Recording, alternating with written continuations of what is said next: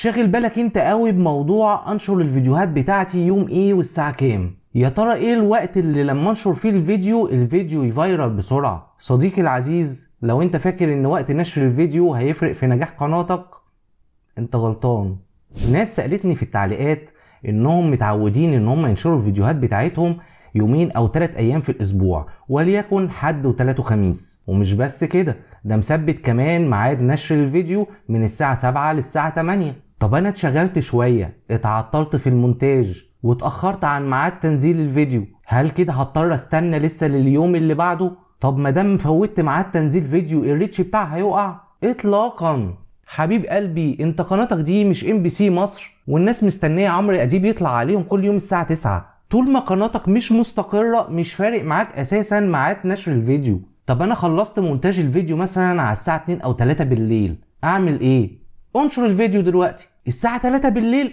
الساعه 3 بالليل. بص يا صديقي، موضوع المواعيد ده بيفرق قوي مع القنوات اللي عندها قاعده مشتركين كبيره، عشان حاجه اسمها الساعه الذهبيه الاولى. ايه بقى موضوع الساعه الذهبيه الاولى ده؟ واحنا فهمنا اللي فات عشان نفهم دي كمان. بص يا سيدي، الفيرست اور اوف انستانت فيديو، وانا هنا مش بتفزلك عليك بالجمله الانجليزي، انا قاصد ان انا اسمعك المصطلحات دي عشان بعد كده تفهمها. طول ما انت صانع محتوى انت بتتعامل مع استوديو اليوتيوب، فهتشوف مصطلحات واللغه الرسميه بتاعتها بالانجليزي، فلازم اكررها على ودانك كتير. الساعه الذهبيه الاولى دي للقنوات اللي عندها قاعده مشتركين كبيره، وليكن مثلا 50,000 مشترك. فالفيديو اول ما بيترفع اليوتيوب بيبدا يراقب اول ساعه، يشوف كام واحد دخل على الفيديو، كام واحد اتفاعل على الفيديو، كام واحد عمل تعليقات. طب اللي دخل على الفيديو ده اتفرج على قد ايه هي نسبة الاحتفاظ بالمشاهد لأول 30 ثانية. كل دي داتا عمال بيجمعها، والاختبار ده بيخلص بعد انتهاء أول ساعة. وبكده الخوارزميات بقى عندها انطباع أولي عن الفيديو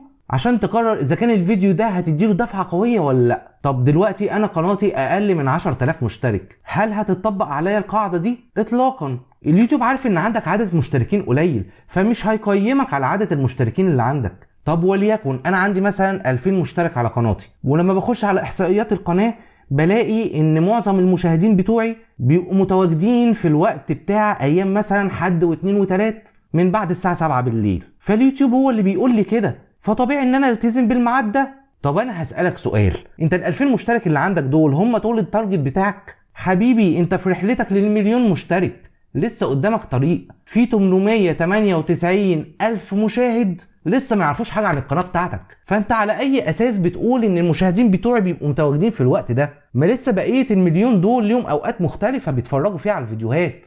في ناس بتتفرج على الفيديوهات من بعد الساعة 2 بالليل عادي خالص. وعايز اقول لك ان في بعض القنوات اللي فجأة حصل انفجار في المشاهدات عندها، كانوا يبقوا سايبين الفيديو مثلا 20 مشاهدة بالليل، يصحوا الصبح يلاقوا الفيديوهات معديه الالوفات، لان في مشاهدين المود بتاعهم ان هم يتفرجوا على الفيديوهات بالليل عادي. طب انا دلوقتي بلاحظ ان معظم اليوتيوبرز الناجحين بيرفعوا الفيديوهات بتاعتهم من الساعه 6 لغايه الساعه 11 بالليل. وطبعا لو دخلت سالت شات GPT زي ما معظمنا ما بيعمل، هتلاقيه بيقول لك ان وقت الذروه من الساعه 6 لغايه الساعه 11 بالليل، ده الوقت اللي الناس كلها بتبقى قاعده فيه، خلصوا دراستهم وخلصوا اشغالهم، فده وقت الذروه. فهل ده حقيقي؟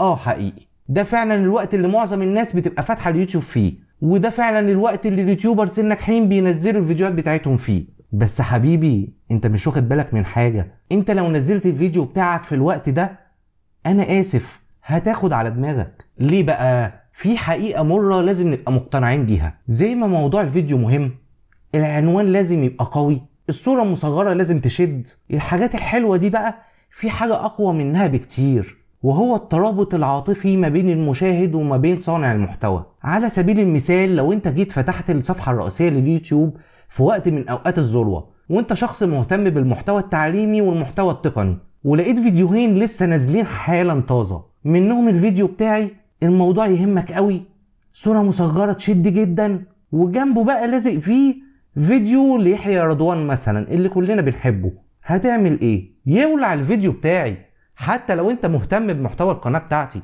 لان في حاجة كده اسمها الترابط العاطفي. انت كمشاهد بقيت حابب قوي الشخص ده، متعود عليه من سنين طويلة، بتثق فيه وبتثق في كلامه، فحتى لو موضوع الفيديو بتاعي انت مهتم بيه جدا مش وقتي دلوقتي خالص، لان في اللحظة دي اللي هيشدك هو الترابط العاطفي ده. ودي الحقيقة المرة، ان الترابط العاطفي اقوى بكتير من العنوان والصورة المصغرة. فانت يا حبيبي اللي لسه بتبدأ مسيرتك بتيجي تنزل الفيديو بتاعك في وقت الذروة ده، على عيني وعلى راسي، بس خد بالك ان انت نازل وسط حيتان قنوات كبيرة ناجحة وبقالها سنين، فالفيديو بتاعك فعلا هيظهر قدام ناس كتيرة جدا وهتاخد عدد مرات ظهور كبير، بس للأسف معدل النقر هيبقى قليل، فتتفاجئ ان الفيديو بتاعك بيموت اسرع مما كنت تتخيل، مع انك منزل الفيديو في وقت الناس كلها ماسكه الموبايل. ودي الاستراتيجيه اللي لازم كلنا نفهمها، لازم تتعامل بذكاء مش بغشم وخلاص. انا اكتر فيديو جاب مشاهدات عندي كنت منزله الساعه 5 الفجر، فارجوك يا صديقي طول ما انت قناتك لسه في البدايه